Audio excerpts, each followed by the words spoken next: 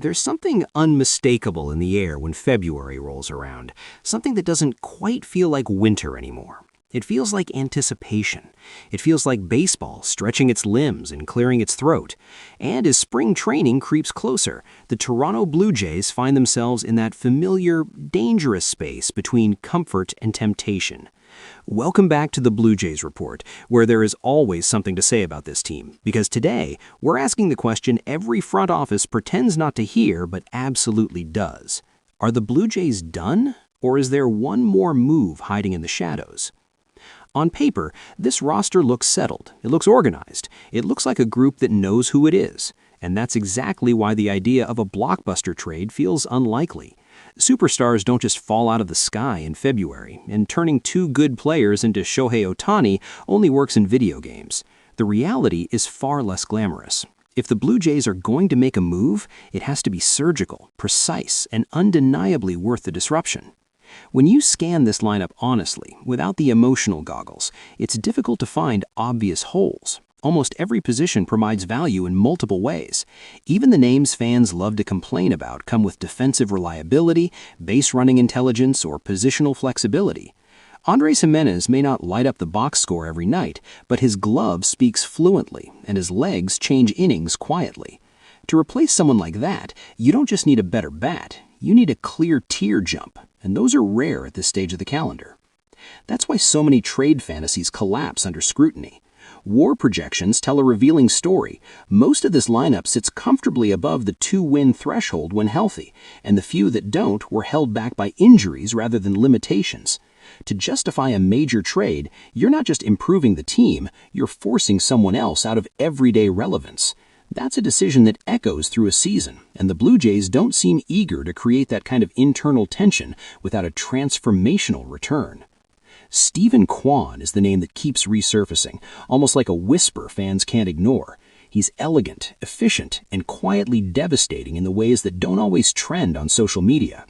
Even in a down offensive year, his overall value remained elite because defense and base running never slump. In many ways, he's the outfield version of everything teams claim to love. But timing matters. Acquiring Kwan now would mean paying a premium in prospects and sacrificing playing time from players who have earned it, all for a limited window. That's a difficult sell, especially when the offensive upgrade isn't overwhelming.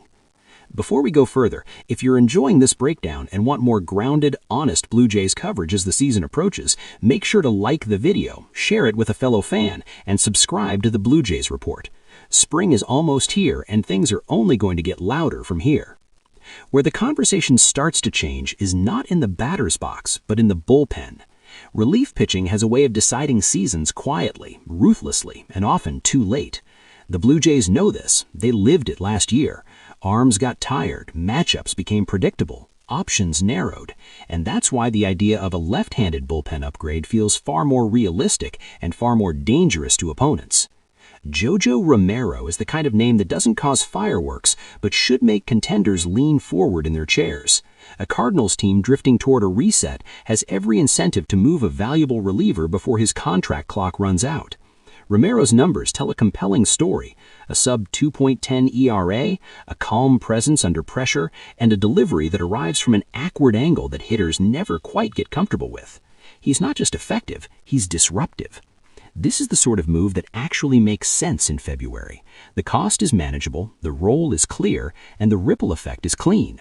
Add Romero, and suddenly the bullpen breathes easier. Matchups improve, overworked arms get protection, decisions become simpler, and someone like Tommy Nance, through no fault of his own, becomes expendable. Baseball is cruel like that. Efficiency rarely cares about sentiment.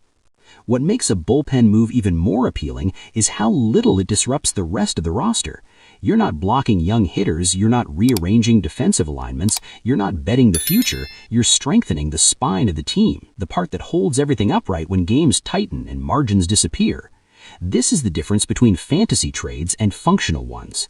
Adding another outfielder might look exciting on paper, but it risks diminishing returns. Adding a high-leverage reliever changes how games end, and games, especially in October, are often decided in the final 3 outs. The truth is, the Blue Jays are already good. That's what makes this conversation so nuanced. They don't need saving, they need sharpening. And if there is one more move left in them before opening day, it won't be loud, it won't dominate headlines, it will slip in quietly and matter enormously. Let us know what you think in the comments. Should the Blue Jays stand pat, or is a bullpen upgrade the missing piece? Make sure to like, share, and subscribe to the Blue Jays Report.